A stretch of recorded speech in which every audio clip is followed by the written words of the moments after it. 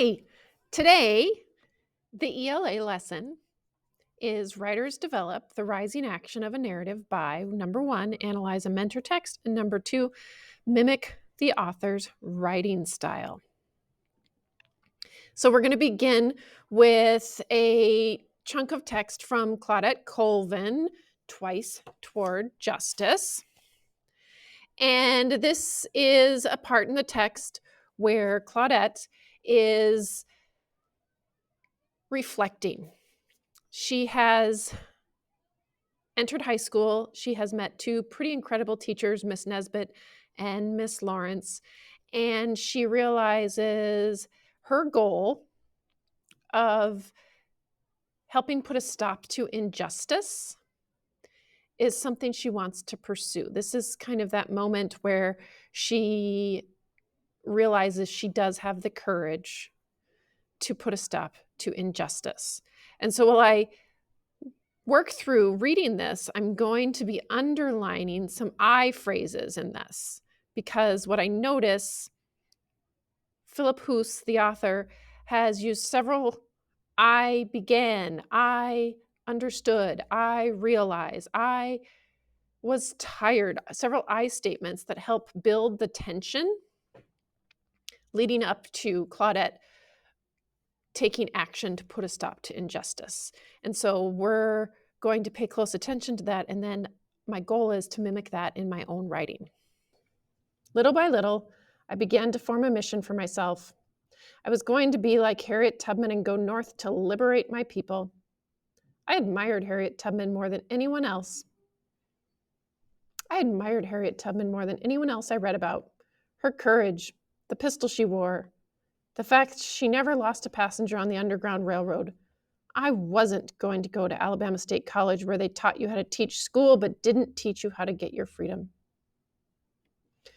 We had nothing but preachers and teachers in the South. I was going to do something different. I was going to be a lawyer. My mom always said I could outtalk any 40 lawyers. I agreed it would be a good fit. In 1955, my junior year, Miss Nesbitt and Miss Lawrence team taught Negro History Week. We really got into it. We spent that whole February talking about the injustices we Black people suffered every day in Montgomery. It was total immersion. My parents had only gone to 6th grade. They'd never had a chance for a class discussion like that. So I was grateful for it and totally receptive. I was done talking about good hair and good skin, but not addressing our grievances.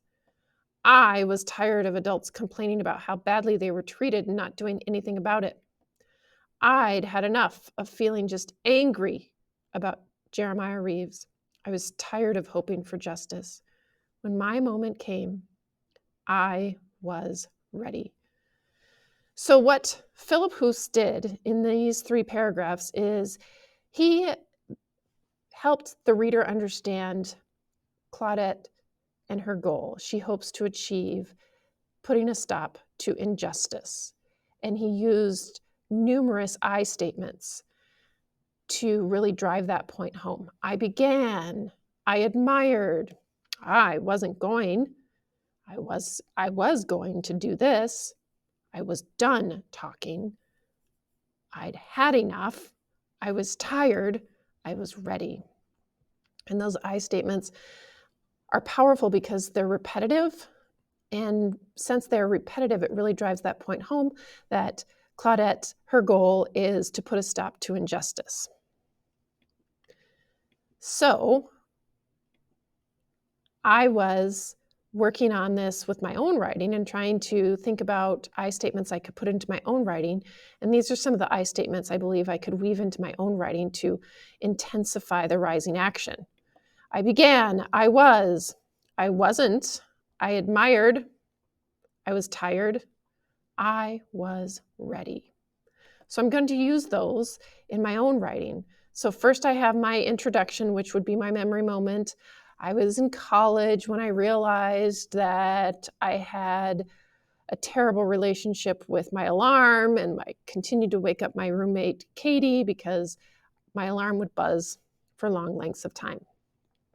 So after that memory moment, I'm going to weave in my rising action, which is going to help intensify my struggle.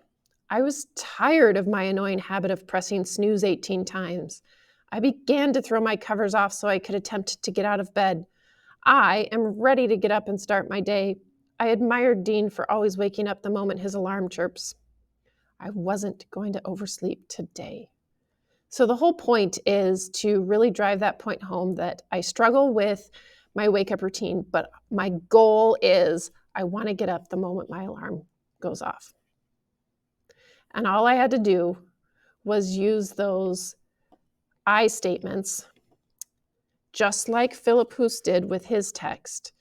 And I just used these 6 different I statements to really intensify the rising action and drive the point home that I want to wake up the moment my alarm goes off. Now, I've got a few examples from 7th graders that I'd like to share with you. This one has to do with puppies. This particular writer was knocked over when they went to go visit puppies, and getting knocked over was so traumatic it kind of ruined the person's day. And the goal was, I want to turn my day around. I want to be happy. I want to have a good day. Randy reached into the cage and grabbed 4 of the tiny puppies and handed a puppy to each one of my family members. I was very angry when the owner handed me the puppy. I wanted nothing to do with them since I was angry that my leg hurt from the dogs that knocked me over earlier. As I was holding the puppy, I was angry because I started not to hate the idea of getting a dog again. Why did the puppy have to be so darn cute? As I looked down at the tiny little puppy, the puppy's tail was going 1,000 miles per hour. I then started to laugh as I was looking at the puppy. The puppy was so happy that I was petting him, and there was so much joy in the puppy's eyes. I was now done making my day bad by being grumpy ever since I fell to the ground and hurt my leg. I was ready to turn my day around by being happy and enjoy my time that I had with the puppy while it lasted. So what's highlighted in blue is where this writer made the decision to do several I statements in a row, which really drives that point home that the goal is I need to turn my attitude around. Just because I fell and got hurt does not mean it needs to ruin my day. And another example has to do with puppies and dogs, but this time allergies. My mom started talking to the dog breeder about getting the puppy. She was sitting in her chair on her phone texting him about it. I thought we could actually get a puppy, but I also thought about my allergies with dogs. But I was tired of having my allergies get in the way of getting a dog. Why was I different? Why was I the one with allergies? I was ready to get a dog, and I wasn't going to let my allergies get in the way. And so this person chose to use the I statement. I was tired. I was ready. I wasn't going to let my allergies get in the way. And so that whole issue that this person wants to bring another dog into the house, but the obstacle is that the allergies are presenting an issue. So these are just 2 7th grade student examples of what it looks like to be using those repetitive I statements to really build the tension during the rising action, driving that point home of what does your character hope to achieve. So now I want you to give it a try with your own writing. Open up your narrative 21-22 document, and after your introduction, which would be your memory moment, weave in these I statements to really drive the point home that your character hopes to achieve a goal. You're always welcome to review this video if you need a reminder of what's expected. If you have questions, please raise your hand and I will be happy to help.